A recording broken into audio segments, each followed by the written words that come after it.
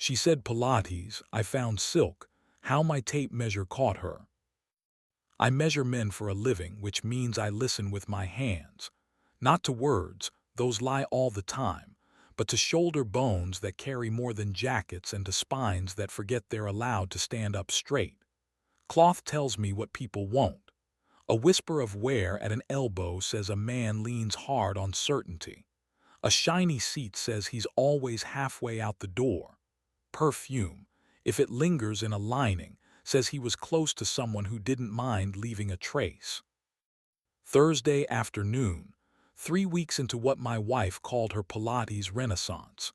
A trace walked into my shop wearing a navy suit that had never met a rainstorm and a smile that had never paid retail.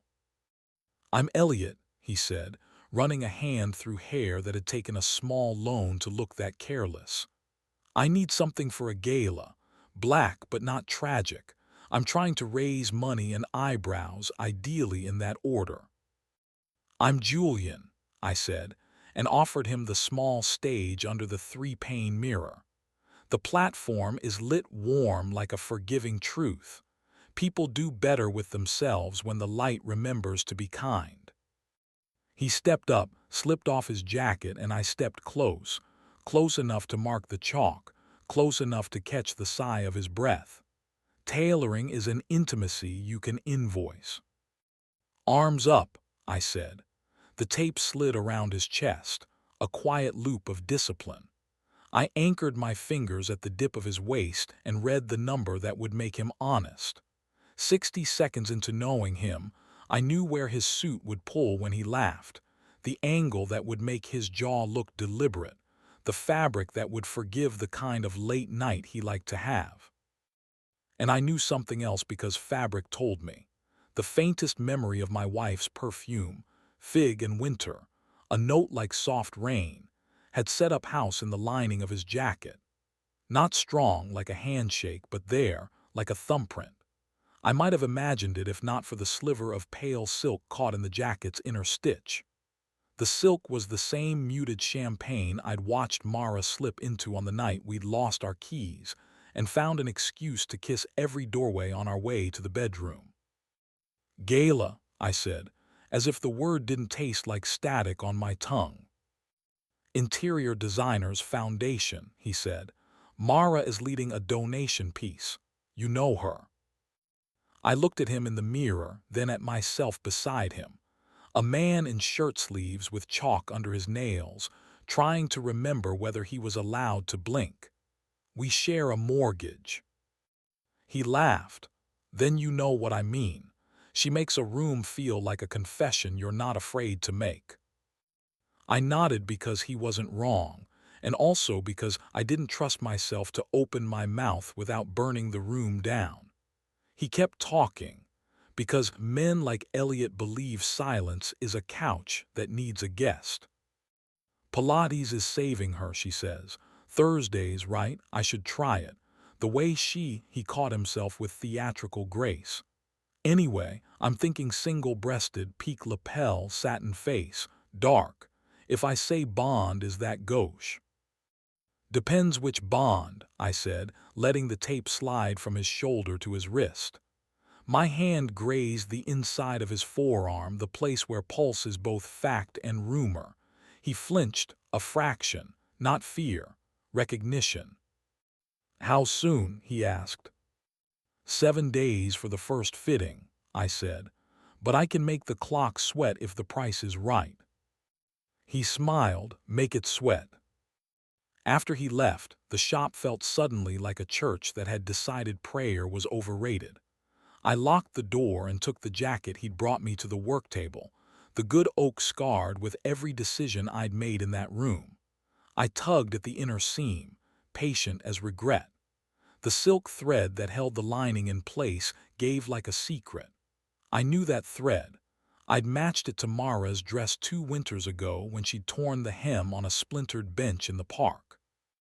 I told myself silk is silk, thread is thread, that a coincidence is just a fact that hasn't learned manners yet. On our kitchen counter later, Mara's phone lit with the notification tone that sounds like a coin landing in a glass. She was in the shower, steam turning the doorway into a ghost. I'm not a man who reads his wife's phone, but I am a man who knows how to read. You left your scarf in my car. It smells like you, which is unfair. My hands went colder than the counter. I stared at the screen until my reflection in the black glass looked like a stranger I didn't trust. The message hovered with its small green bullet like it could hear me thinking. The shower cut off. I put the phone down as if it could burn me. Mara walked in wearing my gray t-shirt, damp hair rope braided over one shoulder. She kisses me absently when Thursday follows her home, the kiss of a commuter, affectionate, precise. "You're quiet," she said, after a minute of tearing parsley with good hands.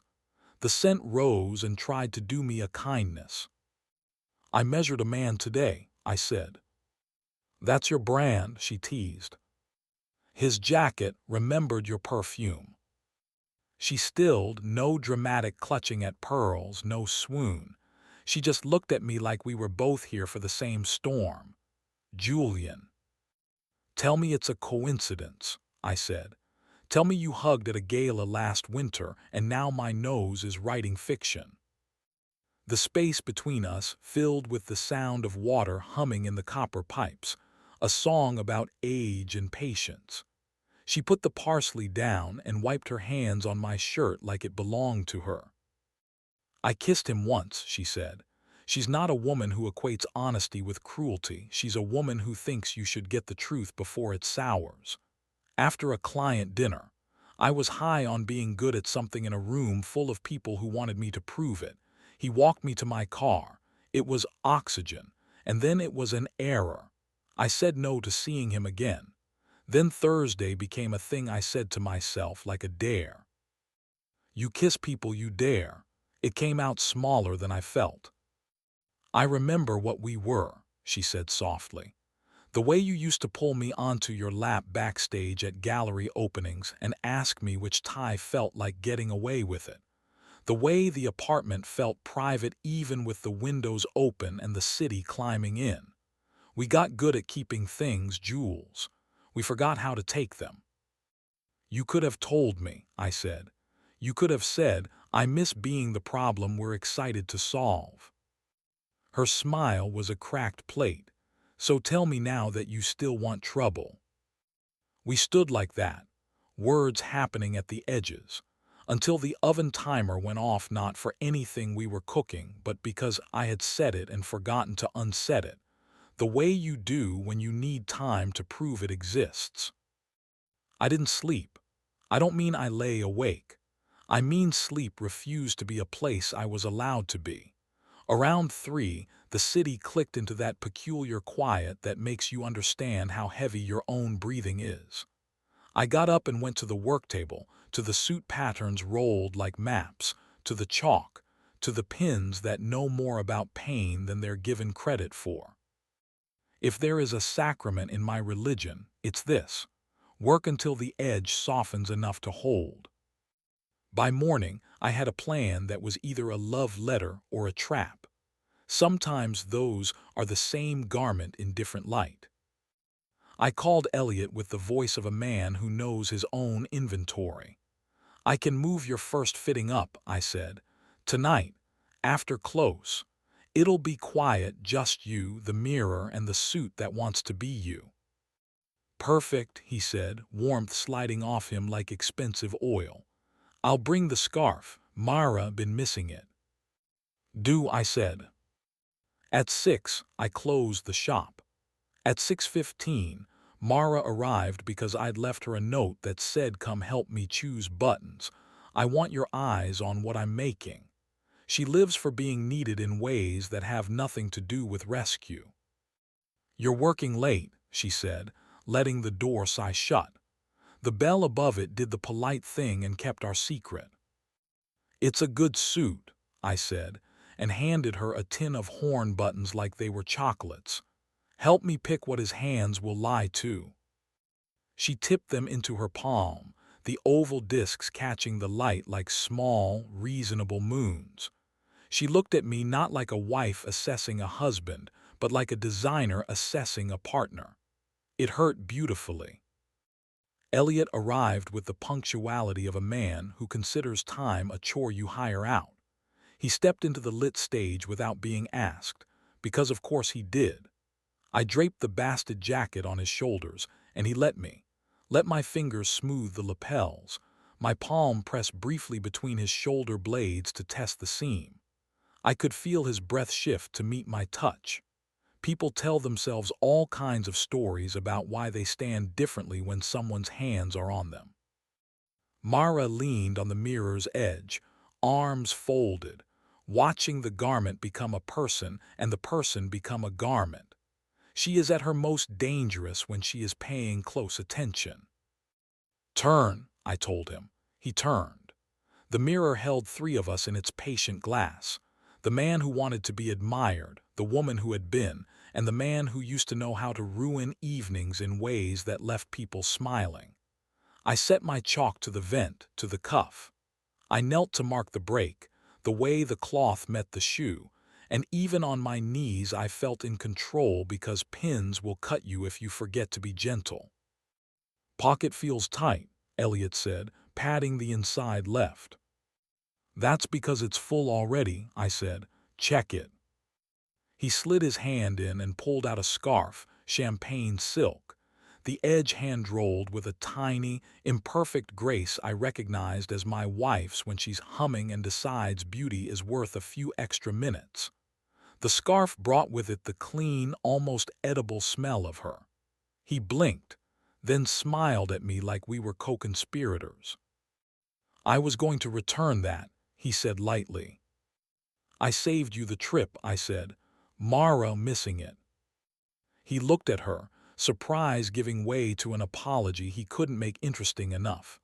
"I was going to text." "You did," I said, "last night."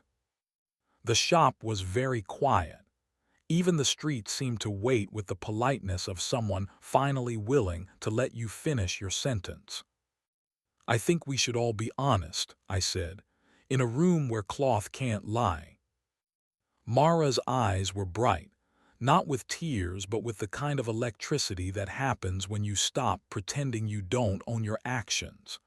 She took the scarf from Elliot without touching him and wrapped it around her wrist like a ribbon keeping something in place. Her voice, when it came, was a page being turned. "I kissed you," she told him. "I wanted a door, you weren't it." Elliot took that like a man who enjoys being the wrong answer because it proves he was considered. "I'm sorry," he said, and because he's handsome, he almost made it mean something. "I'm not ready to be a museum," she went on to me now. "I want us to be messy in rooms that are beautiful. I want your hand at my back because your pins are sharp." "There's a rule in fitting," I said quietly. "You don't move until you feel the tailor's hand. Then you move exactly that much." Mara stepped off the mirror's edge and into my space, so close her breath made a small, private weather between us. I put my hand at her back. "Now," I said. For a few seconds that did not require a rating, I let my mouth find hers the way it used to after openings, with the urgency of people who suspect the night has other plans. It was a kiss you could air on daytime TV and still get letters about. The shop watched us, the mirror watched us, the man in the suit watched us, and for once the watching didn't matter. When we parted, the scarf around her wrist had loosened, the knot sagging like a relieved shoulder. I retied it without looking, my fingers learning again what they loved: gentle, efficient, the knot a promise, not a shackle. Elliot cleared his throat, the universal sound for "I'm still here." "Should I?" "You should pay for the suit," I said, "and you should pick it up tomorrow. Tonight I'm closed." He laughed not unkindly.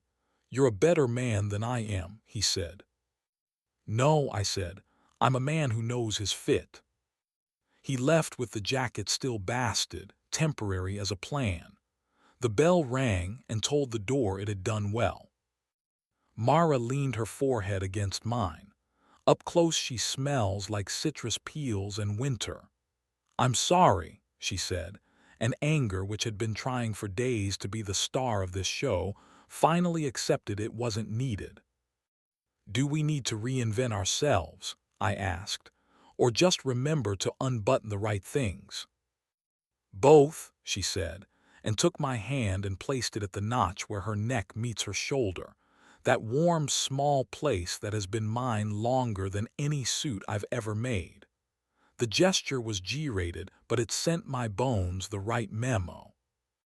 We didn't make a movie in the shop. We turned the lights low and put on a record that sounded like a window left open. I finished chalking the suit with a steadier hand, while Mara read me lines from an old design book about proportion and tension, and how to make a room feel like it's keeping a secret for you. Every so often she would step behind me and straighten my collar the way she does when the world needs to remember we belong to each other. When the last mark was made and the pins were back in their tin like soldiers who'd been forgiven, we walked home.